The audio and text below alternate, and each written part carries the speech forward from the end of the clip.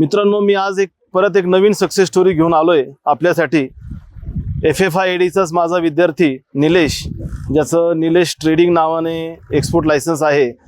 आज आपण त्याचं कांद्यामध्ये व्हिएतनामला कंटेनर चाललाय, त्याच्याशी आपण काही संवाद साधूया आणि निलेशने कशा पद्धतीने त्याचं एक्सपोर्टचं ट्रेड सक्सेसफुल केला आहे हेही बोलूया. नमस्कार निलेश.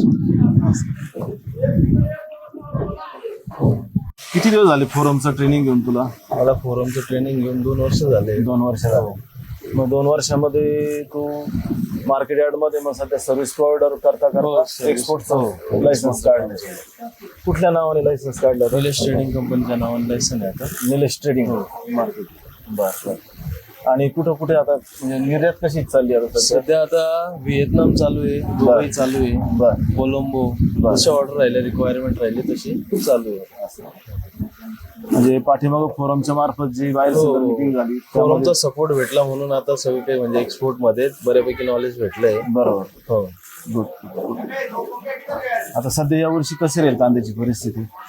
कांद्याची परिस्थिती अजून तरी काही सांगता येत नाही, पण तरी जी पोझिशन आहे आता पावसावरच डिपेंड आहे सगळं काही. जर कर्नाटका साऊथकडे तिकडे जर व्यवस्थित चांगला पाऊस झाला तर आपल्याकडच्या कांद्याला चांगली डिमांड राहील, नाहीतर मग काही नाही, प्रॉब्लेमच राहतो.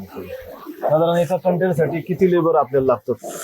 एका कंटेनरसाठी आपल्याला 20 ते 22 लेबर लागतात. 20 ते 22. आणि हा जो व्हिएतनामचा माल आहे, काही साईजचा माल चाललाय सध्या? 35 ते 45 मध्ये. 35 ते 45. एका कंटेनर मध्ये किती गोणी बसतात? 3000 गोणी. 10 किलोची पॅकिंग येते. बर. आता व्हिएतनामचं पेमेंटच्या कशा कंडिशन आहेत? ते पहिले 30% ऍडव्हान्स आणि नंतर लोडिंग झाल्यानंतर 70%. प्रॉपर ट्रेड चाललाय. हो.